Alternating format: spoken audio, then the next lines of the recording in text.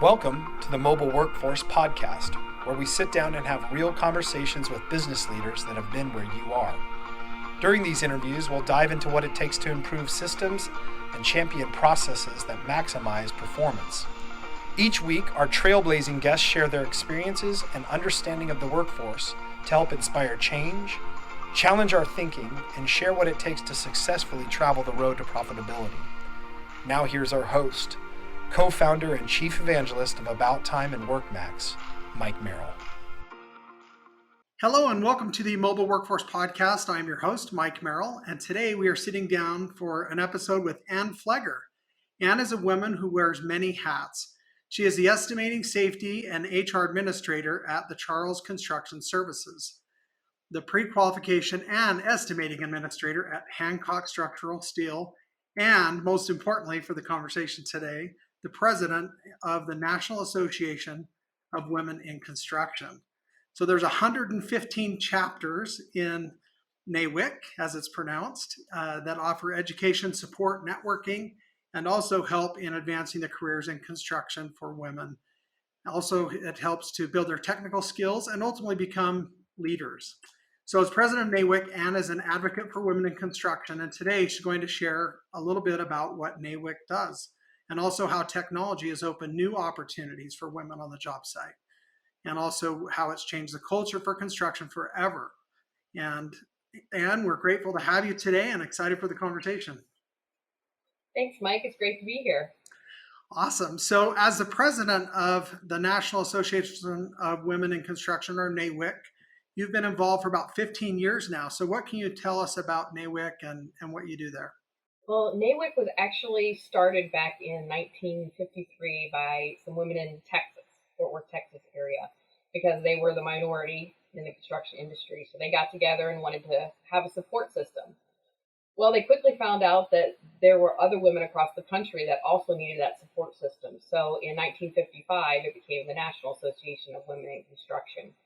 And for 66 years now, we have been strengthening and amplifying the success of women in the industry. What is really neat about this association is that construction encompasses pretty much everything that you touch.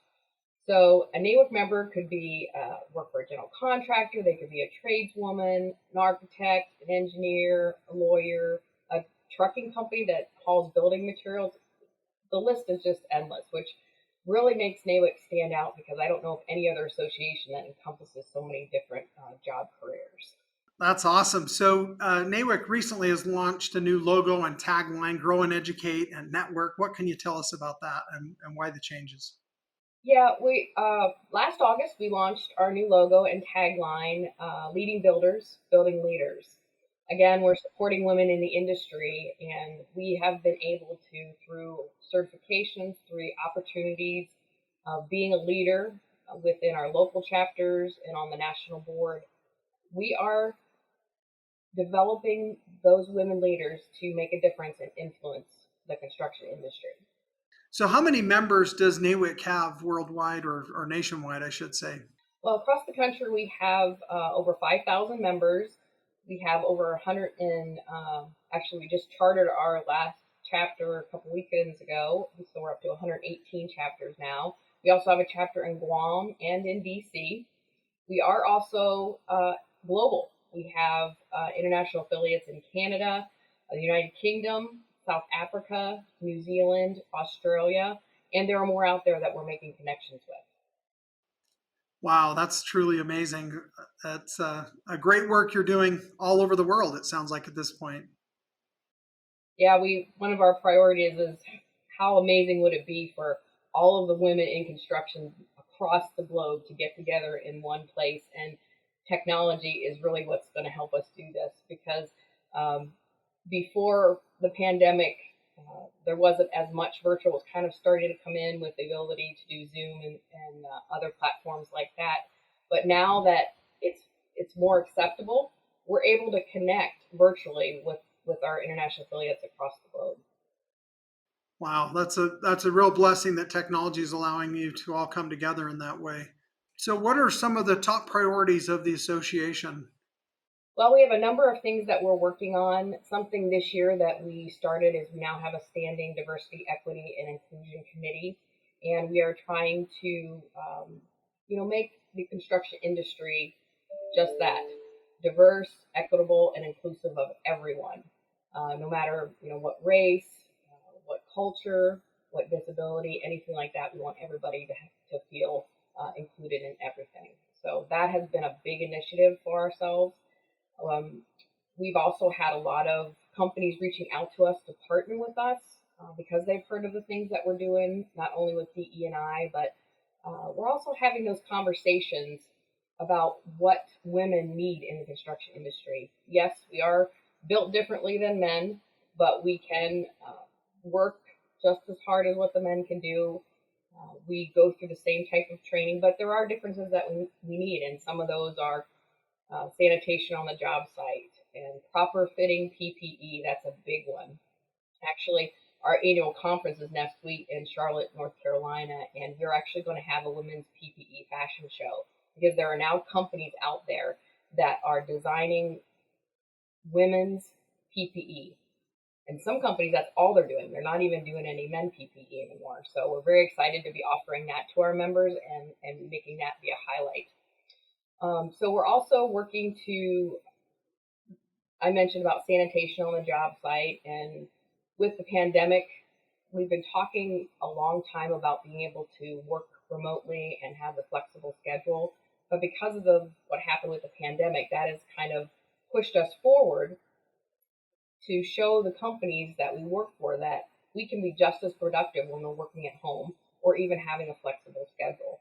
It's not unusual now to sometimes see work emails coming through in the middle of the night because of the people having a flexible schedule. Maybe they needed to take off a little bit early to go to a child's soccer game or take them to a doctor's appointment, but it's becoming more acceptable.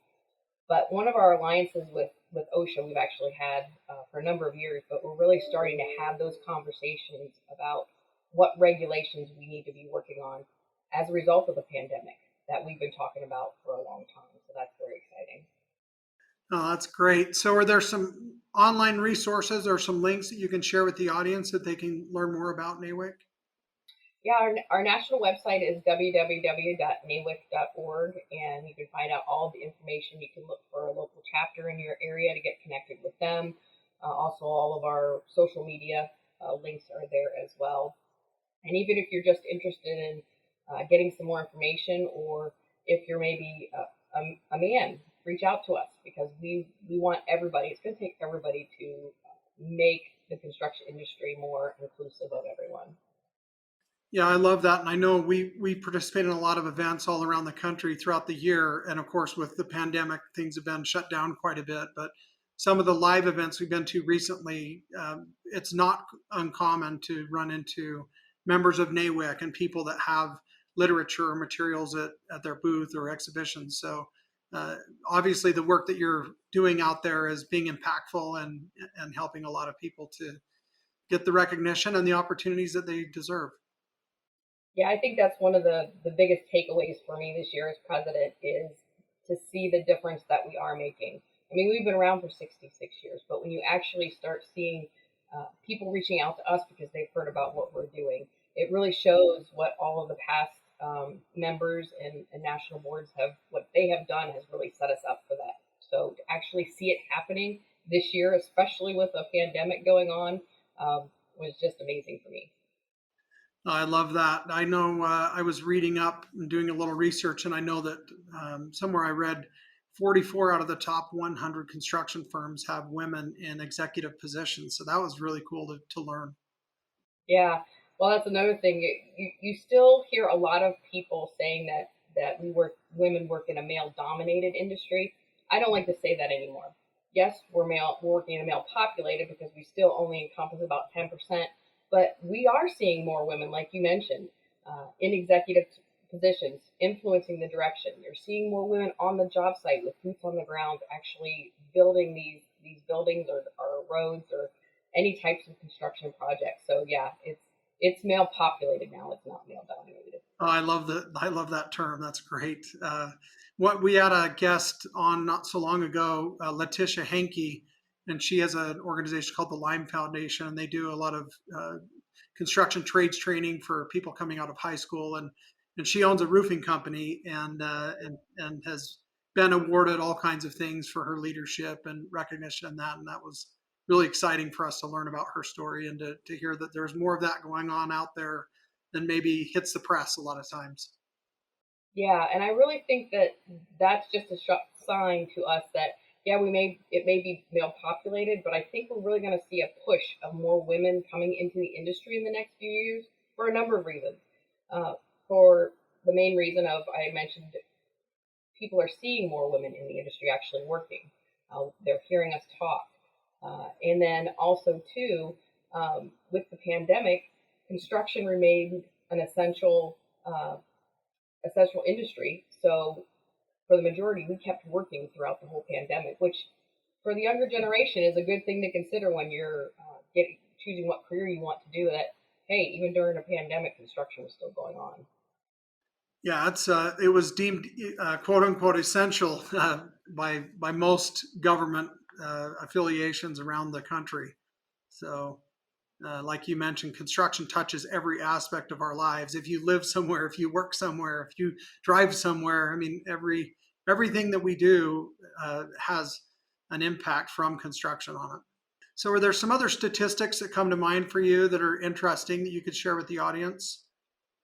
Yeah, there is. Construction actually is one of the highest equitable pay. So when you're comparing what a man makes to what a woman, we make about 96 cents to every dollar that a man makes, which of course we would all want it to be even, dollar for dollar. But construction does have one of the highest for women working in any type of industry. So that again is another benefit to the younger generation to let them know that we're a lot closer than some industries. Well, and another reason why more women should look to get involved. Exactly. Yeah. And that's something else that if women are looking to get into construction, they really should, look at all the different opportunities because you can, work as a tradeswoman or talking technology. Something that's really been coming to the forefront is drones, and that technology that we have to do a number of different things. And that may be a whole different podcast that we want to talk about that, but um, they also want to find a mentor to help them really see what their interest is, and then once they decide which way they want to go, continue having that mentor throughout their career. I mean, I've been in the construction and trucking industries for, gosh, I hate to say it, 28 years now, and I still have mentors because they can help you out in different parts of your career. So you can have multiple, and I've had men mentors as well. So I know that the men can be our biggest ally with the things that we're working on in the construction industry, and they do want to help out.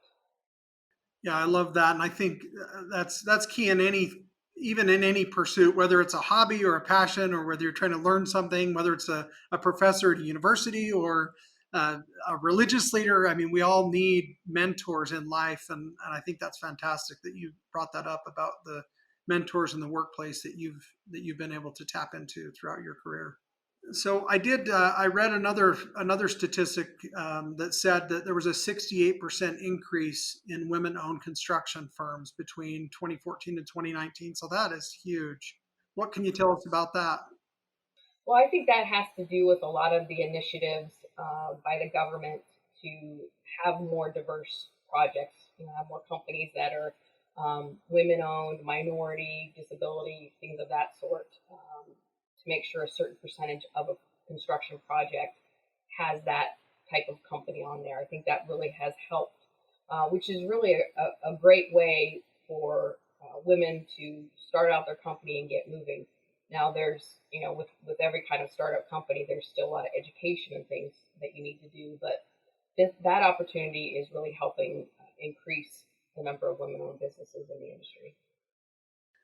Yeah, I know. I know we've talked about ownership.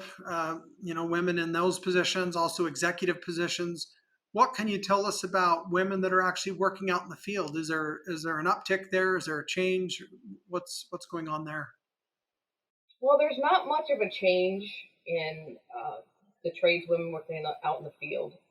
And that's one of the things you had mentioned earlier about things that NAWIC is working on. Um, they, the conditions on job sites are still a very hot topic, and we need to really be having a conversation and getting some regulations put in place. Because when women are on a job site, they are there for a reason. They have a skill. A lot of them go through apprenticeship programs just like their male counterparts. So they have all the exact training. And the things that are still happening on some of the job sites with bullying and not wanting to support and teach the women tradeswomen. I mean, have you ever never asked a question or needed to learn how to do something? We all do. It doesn't matter whether you're male or female. If you're new on a job, you need to find out, the way certain ways this company does this process, or how you do that. We all have those questions. So we just need to get away from that stigma of, oh, she's just a woman, she can't do this job, I'm not going to help her at all. So there is still a lot of that. Now, with saying that, the thing about it is that more women are finding the courage to stand up and talk about this and try and get this fixed. And that's one way. NAWIC is a support network of women in the industry. And yes, I personally work in the office, but I can definitely be a voice for those tradeswomen when we're at the table negotiating general conditions on the job site to make sure that there's something as simple as having separate porta johns or hand washing stations. That's something that's been huge with the pandemic. We've really had to increase the sanitation on job sites. So even though I'm not a tradeswoman, I can still be a voice to help them, get what they need. But the courage that those women have to step up and talk about it and ask for change, I think that that's amazing. So in the next few years, I do see that changing, and I think we will have more women coming into the trades. It's a great career for earning an amazing salary. They really do make a good money when you go through your apprenticeship program and become a journeywoman. So a lot of the younger generation, especially single moms, this is a great way to be able to support their family. Yeah, I love that. And I think like you mentioned, we can all do a part to help encourage and foster those opportunities for women that have an interest or that maybe are curious a little bit.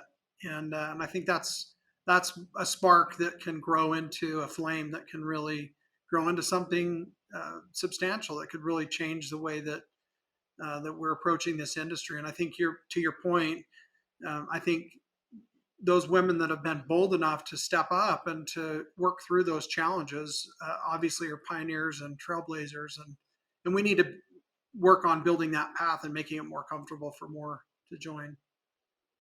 Yes, definitely.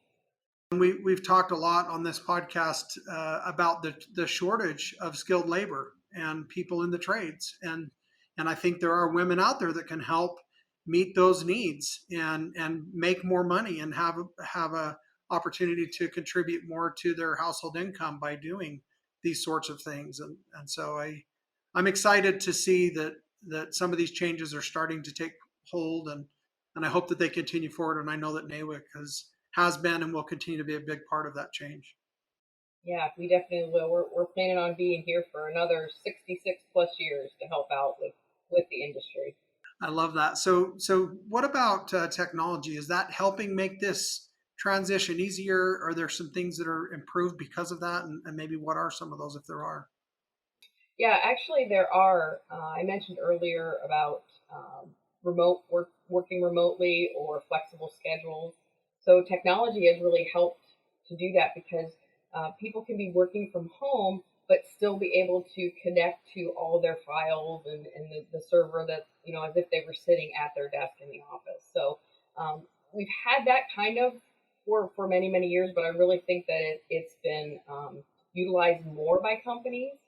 And then seeing, that their workers, even when they were working remotely, were just as productive or even more productive when they were doing that. I know personally myself, I worked from home while we had the country shut down, but then towards the beginning of May of 2020, I came back to work, and actually I thought I was more productive at home because I had less interruptions. Because as you when you read my bio, I always laugh when people read my bio and thinking, wow, that is a lot of stuff to do. But when you're working in safety and HR and IT, I mean, you get interrupted throughout the whole day. So yeah, I definitely was more productive. But having that technology, having to being able to have meetings using Zoom or whatever other platform, bringing companies together on projects, all of the general contractor, subs, suppliers, even the owners. You can get everybody on the Zoom and have a conversation about what's going on in the project and you're saving travel time. You got to think the amount of times you travel to a job site for a meeting to get together. Well, now you can be doing it from your office and still have the same outcome.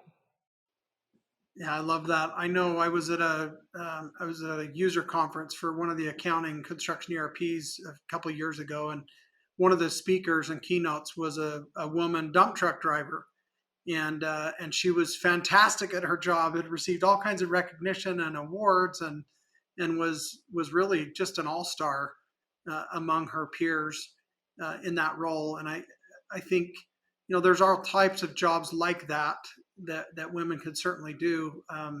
But when we talk about technology, are there innovations that have created new opportunities that maybe didn't exist before that women could excel at? I mentioned the drones. That is becoming very prevalent for a number of different reasons. Um, they're used for flying around the job site just to take a look, see how progress is going. A lot of times, banks now are requiring some sort of pictures or something to show how much has been complete before they actually release funds. So a drone is able to go and take the appropriate pictures.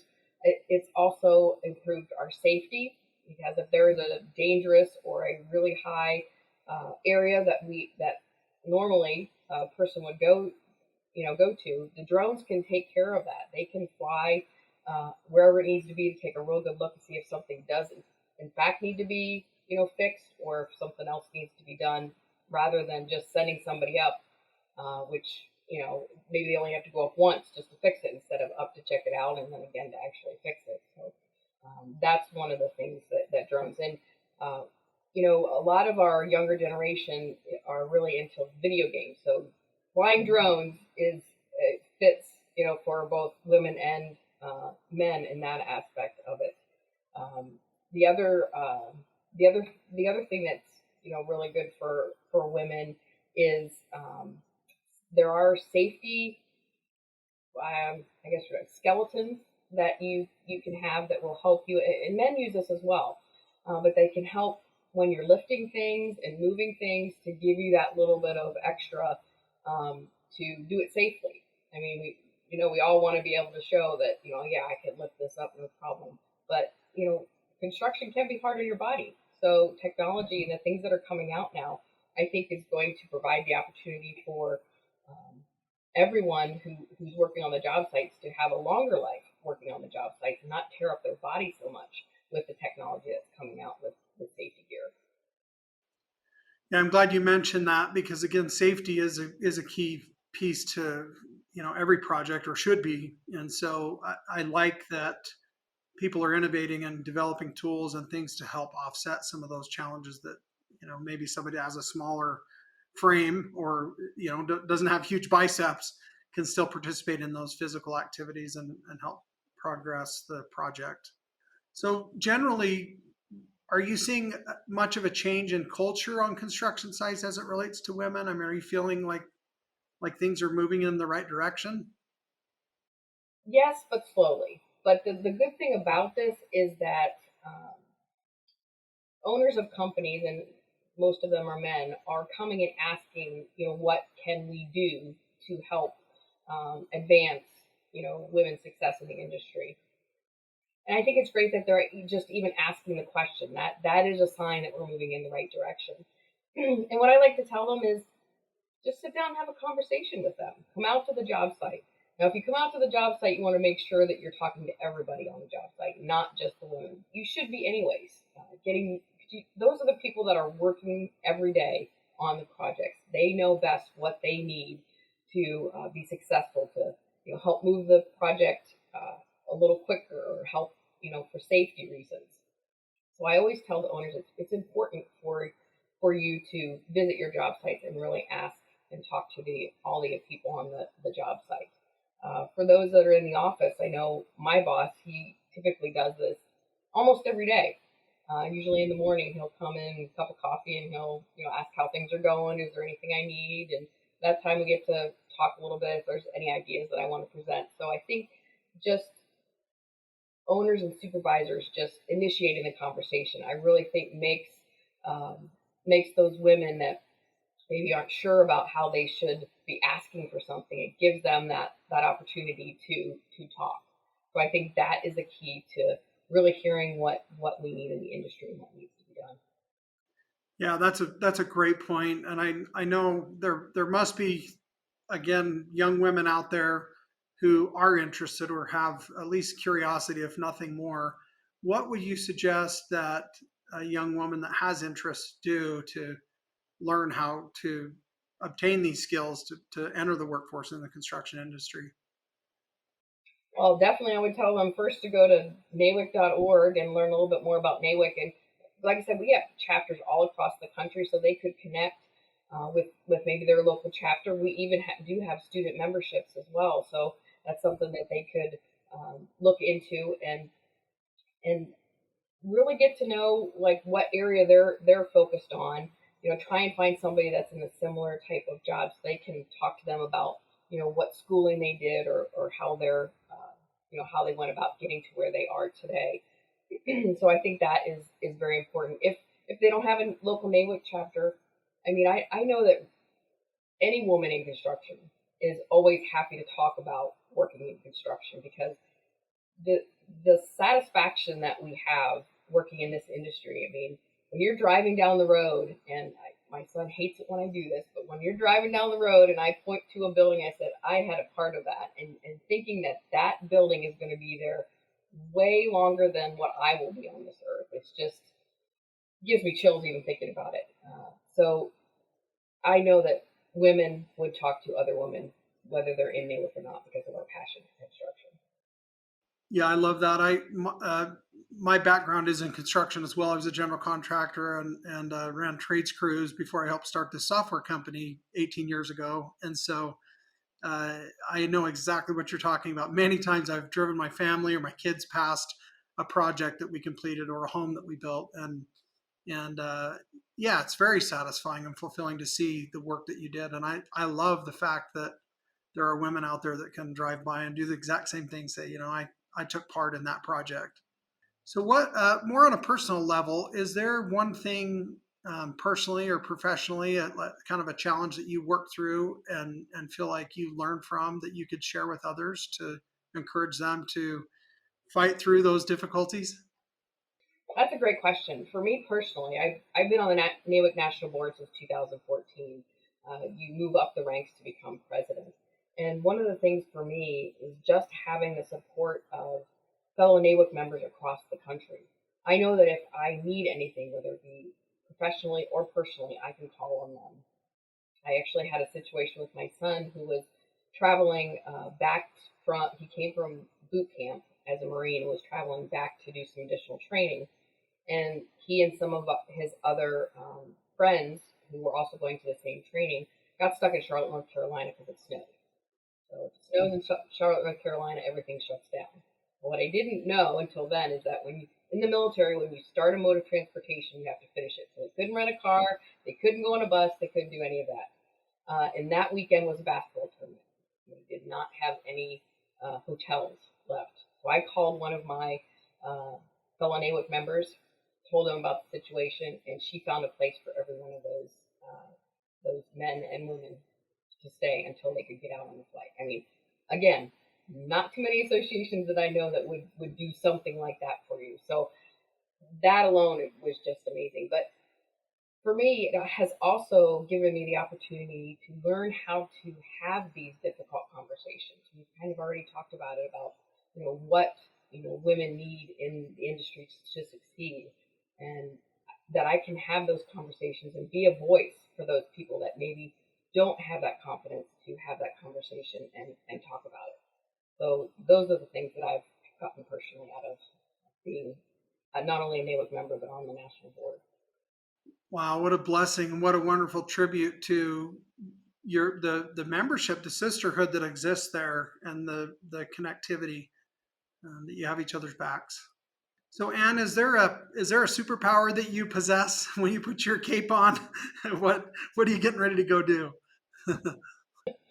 Oh, a superpower. Well, I think my superpower is everybody wants to have a purpose in their life. And I didn't find mine till a few years ago. My superpower is to be able to support women to be and do whatever they want. This year as president, I have done everything I could for any member that wanted it. I would make the time for them and help them in any way that they can. And that really is, I believe, a superpower. Not many people can do that. I know we all have very, very busy lives now, but for me, it was a priority to do that. And by doing that, my hope is that those women will then pass it down to the next generation and so on. Wow, I love that. That's that is a superpower, I would say, for sure. So last thing, is there one takeaway that you would like to share with the listeners today from this episode and discussion? Yeah, the one thing I would like to mention is that whatever you set your mind to do, you can do it. You can be and do whatever you want to in this life. Just remember that there are others here to support you along the way. Wow, that's great. Very profound. Well, thank you so much for the conversation today, Anne. I really enjoyed getting to know you more and learning about NAWIC, and it's exciting to have a new friend in the industry. Yes, definitely. It was great to hear that you were previously a general contractor, and thanks for having me. I do appreciate it. Absolutely. And thank you to the guests for listening today. If you enjoyed the conversation that Anne and I had today or learned anything new or insightful, we invite you to please give us a rating and a review and share this episode with your friends and colleagues. And most especially, if you have any interest in NAWIC personally, if you are a woman in construction, or if you work with women in construction, we encourage you to plug into NAWIC and help get those around you involved and see the goodness that they have to share with our industry.